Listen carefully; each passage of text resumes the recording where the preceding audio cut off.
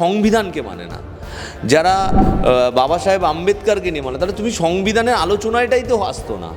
তাহলে যারা বিরোধী দল, যারা ভারতীয় জনতা পার্টির এই মানে স্বৈরতন্ত্রের বিরুদ্ধে প্রতিবাদ করে, যারা সংবিধানকে রক্ষা করে চলে, সংবিধানকে সংশোধন করতে হবে, ওদের কাছে বিল নেই। এবার নন ইস্যুকে ইস্যু করতে চাইলে ওদের কাছে সেই সংখ্যাগরিষ্ঠতা নেই। এই যে মানুষকে মিথ্যে বোঝানো, এটা ভারতীয় জনতা পার্টির কিন্তু মানে এটাকে আর্টের জায়গায় নিয়ে যাচ্ছে ভারতীয় জনতা পার্টি। যাদের বিরুদ্ধে ভারতবর্ষে জঙ্গি কার্যকলাপেরও অভিযোগ আছে, তাদের কিন্তু ভারতবর্ষের সরকার শুধু মুখে নয়, কাজে করে দেখাতে হবে। ভারতীয় সংবিধানের প্রণেতা বি.আর. আম্বেদকরকে নিয়ে কেন্দ্রীয় স্বরাষ্ট্রমন্ত্রী অমিত শাহের বিতর্কিত মন্তব্যের প্রতিবাদে পথে নামছে তৃণমূলই প্রথম রাজনৈতিক দল যেটা সম্পূর্ণভাবে এর অভিযোগ করেছিল বা বিরোধিতা করেছিল। কিন্তু প্রশ্ন এটা, এর কি আদৌ কোনো রকম কোনো সুরাহা হবে পথে নামার পরে? দেখুন, প্রথমত যে সংসদে দাঁড়িয়ে সংবিধান নিয়ে আলোচনা হচ্ছে, সেই সংবিধানের যে আজকে প্রণেতা বাবা সাহেব বি.আর. আম্বেদকরজিকে, যাকে মানে তাকে নিয়ে আমাদের দেশের স্বরাষ্ট্রমন্ত্রী অমিত শাহজি বাজে কথা বলছেন, তার প্রতিবাদ তৃণমূল কংগ্রেস প্রথম দিন থেকে করেছে। এবার তৃণমূল কংগ্রেস যদি পথে না নামে, তাহলে কে এর বিরুদ্ধে নামবে? আজকে সারা ভারতবর্ষে যদি তুমি দেখো, ভারতীয় জনতা পার্টিকে হারাচ্ছে তৃণমূল কংগ্রেস। তো আমরা সংসদের ভিতরে দাঁড়িয়েও এই প্রতিবাদটা চলছে এবং রাস্তায় নেমেও প্রতিবাদ চলছে। আমাদের নেত্রী বলে দিয়েছে যে 23শে জানুয়ারি প্রত্যেকটি ব্লকে মিছিল হবে। তো আমাদের কর্মীরা সমস্ত জায়গায় সবাই সেইভাবে মিছিল করবে। আজকে সংবিধান নিয়ে আলোচনা হচ্ছে, যারা সংবিধানকে মানে না, যারা বাবা সাহেব আম্বেদকরকে নিয়ে মানে, তাহলে তুমি সংবিধানের আলোচনাটাই তো আসতো না। সংবিধান নিয়ে যখন আলোচনা হচ্ছে, তুমি বাবা সাহেব আম্বেদকরজিকে মানে অসম্মান করে তুমি সংবিধান নিয়ে আলোচনা সংসদে দাঁড়িয়ে তুমি কি করে করতে পারো?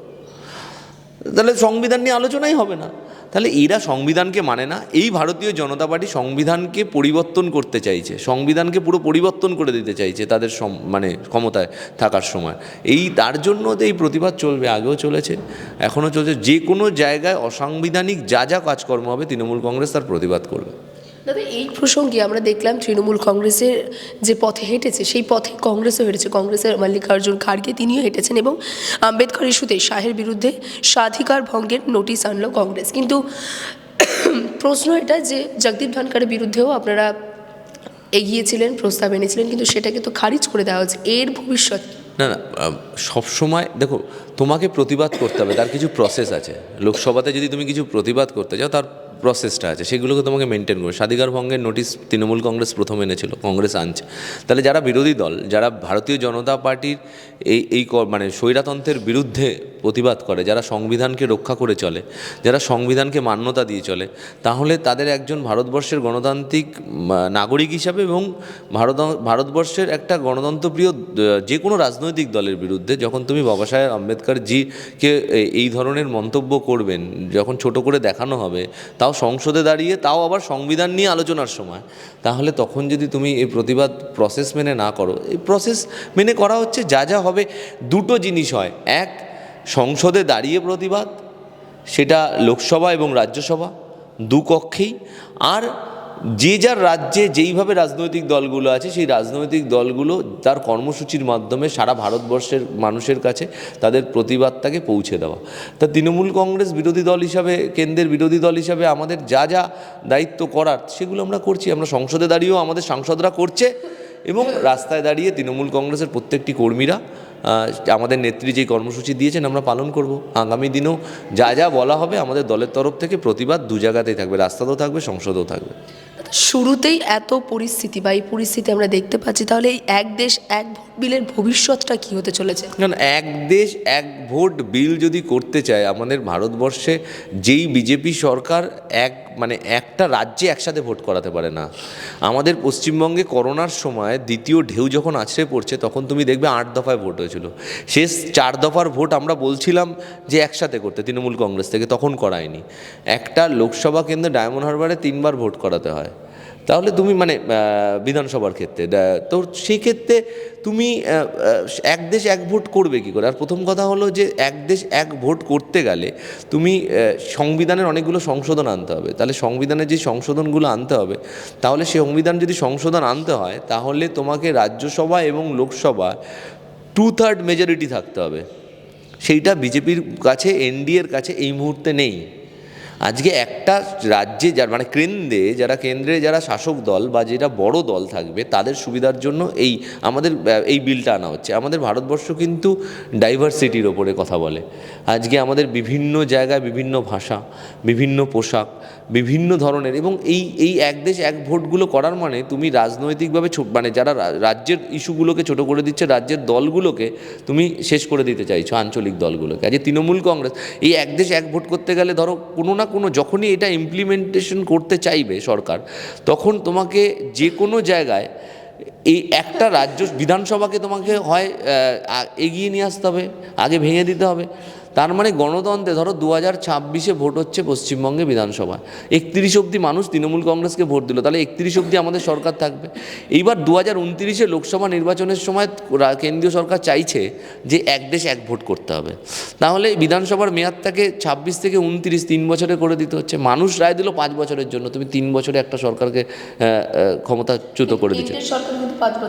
হ্যাঁ, তাহলে কেন্দ্রের, এই তো বলছি যে তারপরে এই যে লোকাল ইস্যুগুলোকে, রাজ্যের ভোট হয়, রাজ্যের অনেক ধরনের ইস্যু থাকে, কেন্দ্রের ভোটের সময় কেন্দ্রের মানুষকে তুমি একটা ভোটের সময় যখন ইভিএম পাশাপাশি দুটো থাকছে এবং ইস্যুগুলোকে নিয়ে তুমি তো একটা ইস্যু নিয়ে যে কেন্দ্রের ইস্যুগুলো নিয়ে করছো, তাহলে কেন্দ্রে যে বড় দল থাকবে, ধরো ভারতবর্ষে কংগ্রেস একটা সময় শাসন করেছে ম্যাক্সিমাম টাইমটা কংগ্রেস বা এখন ভারতীয় জনতা পার্টি, তাহলে তুমি কি এইগুলো বড় দলকে মানে ক্ষমতা দেওয়ার জন্য বিজেপি কি এই যে একক সংখ্যাগরিষ্ঠতা পায়নি লাস্ট 2024-এর লোকসভা নির্বাচনে, তাহলে কি এই ভয়ে এই বিলটা আনতে চাইছে যাতে রাজ্যগুলোকেও দখল করে নিতে পারে?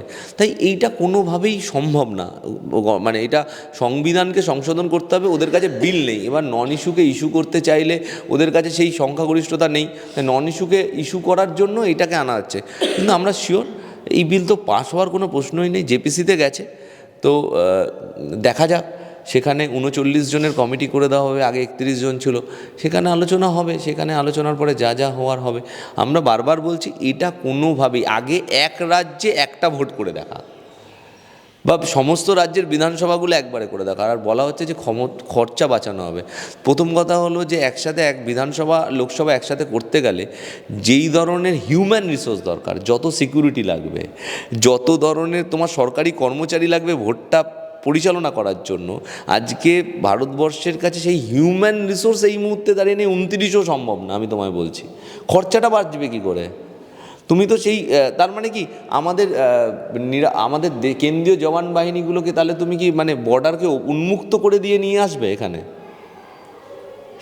কতগুলো এবার একসাথে একটা ভোট দিতে গেলে লোকসভার সাথে বিধানসভা, তাহলে মানে একজন ভোটের লাইনে দাঁড়িয়ে তুমি ভোট দিতে যাচ্ছ, তোমাকে দুটো ভোট দিতে হবে, রাইট?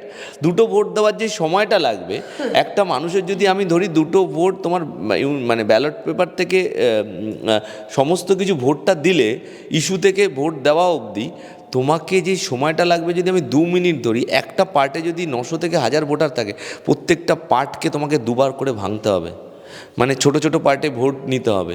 তাহলে সেই ভোটটা নিতে গেলে একটা জায়গায় একটা পার্টকে দুটো পার্ট করতে হচ্ছে ভোটের সময়, এবং তার জন্য কর্মী দিতে হবে, মিনিমাম সরকারি কর্মীতে 3টে তোমাকে দিতে হবে, তারপরে সিকিউরিটি, রাজ্য, সেন্ট্রাল, এই এক একটা তোমার তো সমস্ত কিছু ডবল হয়ে যাচ্ছে। এই রিসোর্সটা কোথায়? খরচা কমছে কোথায়? তাহলে তো খরচা একই থাকছে বা বাড়ছে। এই যে মানুষকে মিথ্যে বোঝানো, এটা ভারতীয় জনতা পার্টির কিন্তু মানে এটাকে আর্টের জায়গায় নিয়ে যাচ্ছে ভারতীয় জনতা পার্টি, এবং ভয় পাচ্ছে। 2024-এ যেহেতু সংখ্যাগরিষ্ঠতা পায়নি, তাই 29-এর দিকে তাকিয়ে এইসব করার চেষ্টা করছে। দাদা, এই প্রসঙ্গে আরেকটা প্রশ্ন। আমরা ইতিমধ্যে জানি যে ইডির তরফ থেকে একটি পঞ্চম অতিরিক্ত চার্জশিট দেওয়া হয়েছে মূলত নিয়োগ দুর্নীতি মামলায়, এবং সেই চার্জশিটে দেখা যাচ্ছে লিপস অ্যান্ড বাউন্স সংস্থাকে অভিযুক্ত হিসেবে দেখানো হয়েছে। তারা দাবি করছে যে লেনদেন ছাড়াই তাদের অ্যাকাউন্টে অনেক টাকা জমা পড়েছে, এবং সেই চার্জশিটে লিপস অ্যান্ড বাউন্স সংস্থার যে ডিরেক্টর রয়েছেন, আমরা জানি যে তৃণমূল নেতা অভিষেক বন্দ্যোপাধ্যায়, তার নামটাও রয়েছে। এই দাবিগুলো নিয়ে আমরা কি করব? ইডি এত দাবি করেছে, তারপরে যখন আমরা মানে অশ্বডিম্ব যখন আমরা দেখলাম যাদের বিরুদ্ধে রাজনৈতিক অভিসন্ধি নিয়ে এই মানে অভিযোগগুলো করা হচ্ছে, তারা তো অনেকের বিরুদ্ধেই করেছিল। সারা ভারতবর্ষে শুধুমাত্র তৃণমূল কংগ্রেস নয়, যারা যারা ক্ষমতা মানে বিরোধী দল তাদের বিরুদ্ধে এই কাজগুলো করেছে। এবং এই তারপরে দেখা যাচ্ছে যে ইডি কিছু প্রমাণ করতে পারছে না। ইডি সাকসেস রেট কত? তো এই ধরনের বক্তব্যগুলো যারা যারা বিজেপির বিরুদ্ধে লড়াই করছে তাদের এইভাবে, আর বিজেপিতে চলে গেলে যাদের বিরুদ্ধে বিজেপির নেতারা বলছে চাক্কি পিসিং, তারা বিজেপিতে চলে গেলে তারা বড় জায়গা পেয়ে যাচ্ছে, কেউ কেউ মুখ্যমন্ত্রী হয়ে যাচ্ছে। তো এদের বিরুদ্ধে বিজেপি যাদের বিরুদ্ধে এই দুর্নীতির কথা বলে তাদের দলে নেওয়ার জন্য বা ভয় পেয়ে করে বা ভয় দেখানোর জন্য করে, নিজেরা ভয় পায় এবং অন্যদের ভয় দেখানোর জন্য করে। তো এইগুলো দিয়ে এই দাবির ওপরে দাঁড়িয়ে কিচ্ছু হয় না। আগে ইডিকে প্রমাণ করতে হবে, চার্জশিট দিয়ে ট্রায়াল শুরু করে চার্জ গঠন করে প্রমাণ করতে হবে। ইডি এই রাজনৈতিক অভিসন্ধি নিয়ে যতদিন বিজেপির হয়ে কাজ করবে, বিজেপির শাখা সংগঠন হিসাবে ইডি সিবিআই কাজ করবে, ততদিন এইসব নিয়ে আমরা ভয় পাই না, আমরা ভাবিতও নই। দাদা, ইতিমধ্যে রাজ্যসভায় একটি বিবৃতি দেওয়া হয়েছে, সেখানে বলা হচ্ছে যে প্রতি বছর ক্ষতি হচ্ছে প্রায় 500 কোটি টাকা। রাজ্য সরকারের উদাসীনতা, অসহযোগিতার কারণে এই বিপুল ক্ষতির মুখে পড়তে হচ্ছে কলকাতা মেট্রোকে, রেল দাবি করছে। না, আমার কথা হলো যে কলকাতা মেট্রোটা তো ইন্ডিয়ান রেলওয়ের আন্ডারে, অন্যান্য জায়গায় মেট্রো তো সেই নয়, ইন্ডিয়ান রেলওয়ের ওপরে নয়। তা ইন্ডিয়ান রেলওয়ের ওপরে যখন আমাদের কলকাতা মেট্রোটা দাঁড়িয়ে আছে, তো আজকে তুমি টিকিট বিক্রি করে লাভ নিচ্ছে ইন্ডিয়ান রেলওয়ে। তা ডেভেলপমেন্টে পশ্চিমবঙ্গ থেকে যদি জমি বা কোনো জায়গায় যদি জটিলতা থাকে, সেটা রাজ্য সরকার নিশ্চিতভাবে আলোচনার মাধ্যমে মিটিয়ে নেওয়া যাবে। কিন্তু বাদবাকি ইনফ্রাস্ট্রাকচারের জন্য যা যা ডেভেলপমেন্ট যা যা লাগবে সেগুলো তো ইন্ডিয়ান রেলওয়েকে দিতে হবে। এখানে রাজ্য সরকার আমরা তো মানে ইন্ডিয়ান রেলওয়ে থেকে তো আমরা কিছু টিকিট বিক্রির তো ওরা যেটা বলছে 50-50 খরচা বা যেইগুলো বলছে, তো আমার কথা হলো যে এইগুলো প্রশাসনিকভাবে আলোচনা হবে। দলীয়ভাবে আমরা শুধু এটুকুনি বলতে পারি, তুমি যদি টিকিট বিক্রি করে পুরোটাই যদি তোমাদের কাছে যায়, লাভ্যাংশের যদি পুরোটাই তোমরা নাও, তাহলে তো ব্যবস্থাও তো তোমাদেরই সমস্ত কিছু করতে হবে।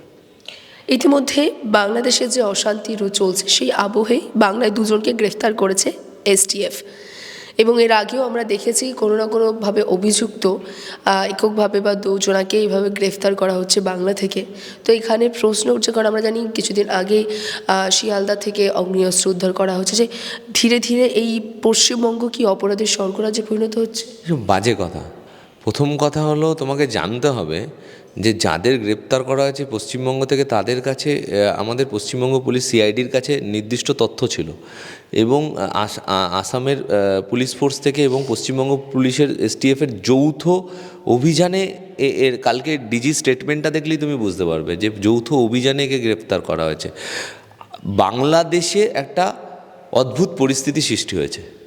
সেই পরিস্থিতিটাকে যদি, এটা পররাষ্ট্রের বিষয়, সেখানে কেন্দ্রীয় সরকার তার মতো করে ব্যবস্থা নেবে, যা যা করার করবে আমাদের ভারতবর্ষকে সুরক্ষিত রাখার জন্য। এবং ভারতবর্ষের সাথে বাংলাদেশের যে পররাষ্ট্রনীতি কী হবে সেটা কেন্দ্রীয় সরকারের ব্যাপার। সেখানে আমাদের নেত্রী পরিষ্কার করে দিয়েছে মমতা বন্দ্যোপাধ্যায় যে যা বলবে আমরা পাশে আছি।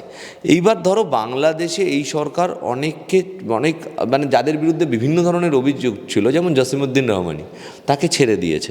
এবার বাংলাদেশের সরকার যখন জসিমউদ্দিন রহমানি ছেড়ে দিয়েছে, যারা এই পশ্চিমবঙ্গের সাথে আরও বিভিন্ন রাজ্যে যাদের গ্রেপ্তার করা আছে, তুমি পশ্চিমবঙ্গের কথা বলছো, তুমি আসামের কথা বলছো না, তাহলে যাদের যাদের যেখানে যেখানে গ্রেপ্তার করা হয়েছে দেশের স্বার্থে, যারা এই মানে আততায়ীরা বলো বা যারা এই জঙ্গি কার্যকলাপের সাথে যুক্ত, তাদের আমার কথা হলো বাংলাদেশ সরকারকে আমাদের কেন্দ্রের সরকার কী কী চাপ দিচ্ছে।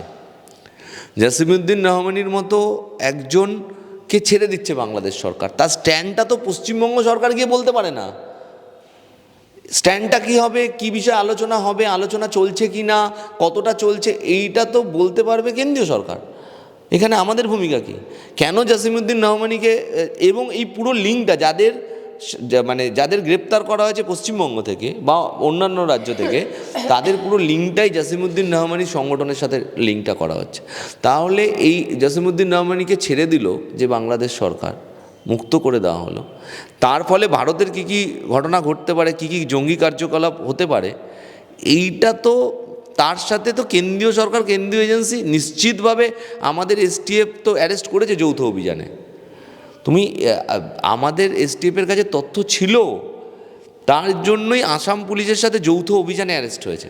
তাই এই বিষয়ে কিন্তু কেন্দ্রের কড়া পদক্ষেপ আমরা আশা করছি এবং আমরা আশা রাখি যে কেন্দ্র নিশ্চিতভাবে বাংলাদেশ সরকারের সাথে কথা বলে যাদের বিরুদ্ধে ভারতবর্ষে জঙ্গি কার্যকলাপেরও অভিযোগ আছে তাদের কিন্তু ভারতবর্ষের সরকার শুধু মুখে নয় কাজে করে দেখাতে হবে কী কী স্টেপ নিচ্ছে। ভারতবাসী হিসাবে আমরা কিন্তু সেই দিকেই তাকিয়ে আছি। অবশেষে মেট্রো চ্যানেলে চলছে ধর্ণা। 20 থেকে 26 তারিখ অবধি ডাক্তারদের অনশন বা যে ধর্ণা চলার কথা সেই চলা শুরু হয়েছে ইতিমধ্যে। কিন্তু এই ধর্ণা নিয়ে কুণাল ঘোষ মন্তব্য করেছিলেন যে নাটক চলছে। এটা নিয়ে কি বলবেন? না, শীতকাল এসছে, দেখো এখন 25শে ডিসেম্বরের আগে মানুষ বিভিন্ন জায়গায় পিকনিক করে, তো পিকনিক করছে, ওখানে খাওয়া দাওয়া হবে, পিকনিক হবে, কেক খাবে, কমলা লেবু খাবে, জয়নগরের মোয়া খাবে, ওখানে ডেকোরেটার্সের খাবার দাবার চলবে। বিচার চাইছে কারা? যারা বিচার চাইছে তারা বিচারকে বিলম্বিত করার জন্য যা যা করার হয় সব কিছু করেছে। মানুষকে মিথ্যেগুলো খাওয়ানো হয়েছে। 150 গ্রাম সিমেন্ট থেকে আরম্ভ করে পেলভিস বোন ভাঙা থেকে আরম্ভ করে একের পর এক মিথ্যের তো শেষ নেই। যারা পোস্টমর্টমে রেখেছে স্যাটিসফাইড তারাই আবার নিজেদের বলেছে পোস্টমর্টমে যে মানে আড়াল করার চেষ্টা হয়েছে। এই ধরনের বিস্তর অভিযোগ আছে এবং যারা যারা আন্দোলন করছে তারা নিজেদের ভূমিকাগুলো উৎসবে না বলে ইস্পাতের আর পুলিশ কমিশনারকে শিরদাঁড়া দিয়ে নিজে ইস্পাতের ব্র্যান্ড অ্যাম্বাসেডর হচ্ছে, কলকাতা ফিল্ম ফেস্টিভ্যালে গিয়ে মাথা ঝুঁকিয়ে উত্তরীয় পড়ছে। তো এইগুলো মানুষ দেখতে দেখতে অভ্যস্ত। আচ্ছা তুমি বলো তো, শিয়ালদা কোর্টে বিচার চলছে, এবার বিচার করছে তো মানে বিচারক আছে, সেখানে আইনজীবীরা আছে, তাদের বক্তব্য তুলে এই কেন্দ্রীয় এজেন্সি আছে, সুপ্রিম কোর্ট পুরো ব্যাপারটা মনিটর করছে, সিবিআইকে তাদের রিপোর্ট দিতে হয় সুপ্রিম কোর্টে, সেখানে নির্যাতিতার মা আছেন, বাবারা আছেন, তাদের পক্ষের আইনজীবীরা আছেন, ঠিক আছে, মানে যে আইনজীবী ছিলেন তিনি উইথড্র করে নিয়েছেন, তবুও তো আইনজীবী এতদিন ছিলেন বা ওনারা রাখবেন নতুন আইনজীবী। সিবিআইয়ের পক্ষের আইনজীবী আছেন, রাজ্য সরকারের পক্ষে আইনজীবী আছেন, যারা এই যে ডক্টরস বলছে তাদের ফ্রন্টের আইনজীবীরা আছে। তাহলে সুপ্রিম কোর্টে গিয়েই বক্তব্যগুলো বলছে না কেন যে তদন্ত এই হচ্ছে না ওই হচ্ছে না? সুপ্রিম কোর্টের বিচারপতি উল্টে বলছে যে বিভিন্ন সময় আমরা দেখেছি যে সিবিআই তদন্তে তারা অন্তত বলেছেন যে না ঠিকঠাক তদন্ত এগোচ্ছে। এখনও অবধি একটা সুপ্রিম কোর্টের বিচারপতি তুমি স্টেটমেন্ট দেখাতে পারবে যে সিবিআইয়ের তদন্তের অগ্রগতিতে অখুশি? কারা সিবিআই চেয়েছিল? সিবিআই তো এরাই চেয়েছিল। রাজ্য পুলিশ যাকে অ্যারেস্ট করেছে সেই এখন অবধি সিবিআই চার্জশিটে। এবার তুমি যদি বলো যে আমার সঞ্জয় রায়কে পছন্দ নয়, কেউ কাউকে যদি সঞ্জয় রায়ের মতো এই দুষ্কৃতীদের যদি কেউ জামাই আদর করে রাখতে চায়, তাদের জামাই বানানোর ইচ্ছে হয়, তাহলে তাকে তো তারা বলবেই যে সঞ্জয় রায়কে আমার পছন্দ না। এবার এদের এই মনে হচ্ছে এইগুলো যারা আন্দোলন করছে। তাই শীতকালীন পিকনিক নিয়ে আর এরা একটা ব্যাপার আছে, এরা তুমি দেখো সিবিআই সিজিও কমপ্লেক্সের সামনে গিয়ে বসবে না, যেই জায়গায় বসবে সেখানে মানুষের যাতায়াত। 25শে ডিসেম্বর ওখানে উৎসবের মেজাজ থাকে, ওখানে মানুষ যাবে যদি একটু দেখে। তাই ওদের কোনো লোকজন নেই, মানুষও বুঝে গেছে, পুরোটা ধরা পড়ে গেছে। সিজিও কমপ্লেক্সের সামনে এখন তুমি গিয়ে দেখো গুনে 21টা লোক। তুমি এখান থেকে, আমার ইন্টারভিউ হচ্ছে এখান থেকে, তোমার ওখানে পৌঁছতে লাগবে 10 মিনিট। তুমি 10 মিনিটে যাও, গিয়ে আমার ভিডিও করো বা তোমার যদি ক্ষমতা থাকে একটা লাইভ করো, গুনে 21টার বেশি লোক দেখাতে পারবে না, ওদের লোক 21টার বেশি দেখাতে পারবে না। তুমি 21টা দেখালে আমায় বলবে, আমি আমার বক্তব্য উইথড্র করে নেবো। তাই 21টা লোক দেখাতে পারবে না। তো এই আন্দোলন চলছে, পিকনিক হচ্ছে, বিকেলবেলা কমলা লেবু জয়নগরের মোয়া খাবে, তুমিও যাবে, তোমাকেও দিতে পারো। বাংলা হান্টের আরো খবর দেখতে নজর রাখুন। বাংলা খবর মানেই বাংলা হান্ট।